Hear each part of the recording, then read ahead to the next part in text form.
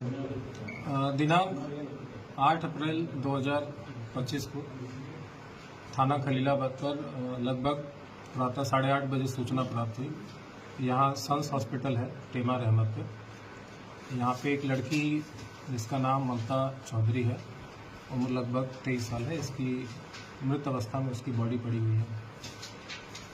तत्काल उस सूचना पे एसएचओ मौके पहुंचे, फिर सीओ पहुंचे, एडिशनल एसपी, मेरे द्वारा भी फिर घटना स्थल का निरीक्षण किया गया। फील्ड यूनिट भी वहाँ पे आई, सारे साथ संकलन किए गए। परिवार वाले बहुत ज़्यादा अग्रेसिव थे। उनके आशंका थी कि जो मृतका है इसके साथ कोई अनहोनी घटना घटित हुई है, इसकी नेचुरल डेथ नहीं है, इसको हत्या इसके साथ कारित की गई है। सूचना पे तत्काल फैमिली को कन्विंस करते हुए बॉडी को पोस्टमार्टम हेतु मॉर्चरी भेजा गया। पोस्टमार्टम में हमने ये इंश्योर किया कि पूरी पोस्टमार्टम की कार्रवाई वीडियोग्राफी के साथ होगी।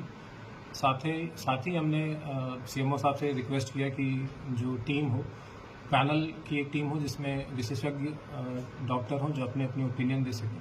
इसमें 4 डॉक्टरी की एक स्पेशल पैनल बनाया गया और पूरी पोस्टमार्टम की कार्रवाई की गई वीडियोग्राफी के साथ। इस पूरी पोस्टमार्टम की कार्रवाई में ये सामने आया, जो कॉज ऑफ डेथ है वो थ्रॉटलिंग आया और उसमें जो इंजरीज थे उसमें गले पे जो उसका हाइड बोन है उसको टूटा हुआ पाया गया।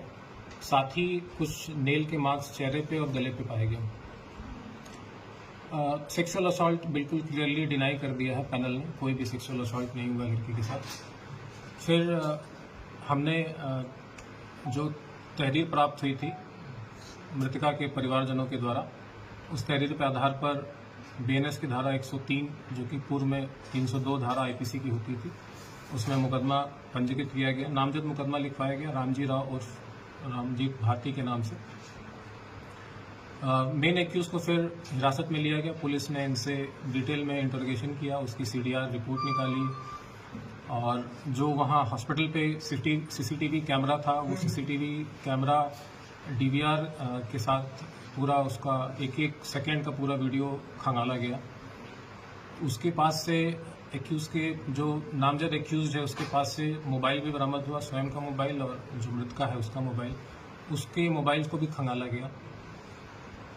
पूरी जांच में ये सामने आया कि जो इनकी आपस में मृतका और जो रामजीत भारती आपस में इनके काफ़ी समय से मधुर संबंध थे। सीडीआर से भी चीज़ें एस्टैब्लिश हुई, आपस में इनकी बात है।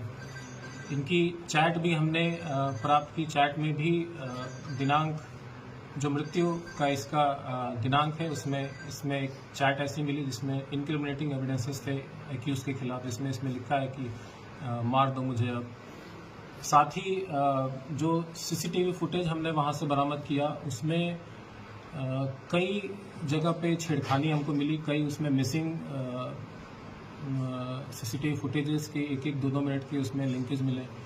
मॉर्निंग के समय 7:03 से लेकर 7:23 तक पूरा 20 मिनट का जो अंतराल होता है वो पूरा सीसीटीवी फुटेज का गायब मिला। जो एक्यूज का मोबाइल था उसमें से कई मैसेजेस पूरे तरीके से डिलीट पाए गए। तो ये सारे चीज़ें बहुत ही ज़्यादा इंक्रिमिनेटिंग थी एक्यूज के खिलाफ। फिर एक्यूज से भी इसके संबंध में जब गहनता से पूछताछ की गई, एक्यूज ने अपनी पूरी घटना कैसे उसने कारित की उसने बताया कि दिनांक 7 अप्रैल यानी घटना की पूर्व रात्रि में लगभग 8 से 9 के बीच में इसके बीच में और मृतका के बीच में अल्टरकेशन हुए थे छत के ऊपर। लगभग 16 से 17 मिनट तक ये लोग छत पे रहे। वहाँ पे इनके बीच में गाली गलौज मारपीट भी हुई। इसने गला भी दबाया था एक्यूज ने इसका। फिर हॉस्पिटल की एक स्टाफ है फातिमा, वो बीच में आ गई तो उसने फिर वो घटना जो उनके बीच में हो रही थी वो बीच में रुक गई। फिर तीनों फिर छत से उतर गया। उसके बाद घटना का इसने बताया कि मॉर्निंग 7 o'clock इसने पूरे प्लान तरीके से जो सीसीटीवी वहाँ पे मौजूद है पहले उसने उसको बंद किया।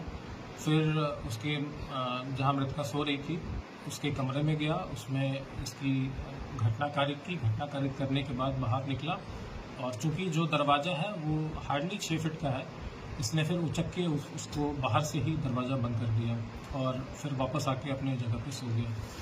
तो ये पूरा एक प्लान तरीके से इसने घटना कारित की है।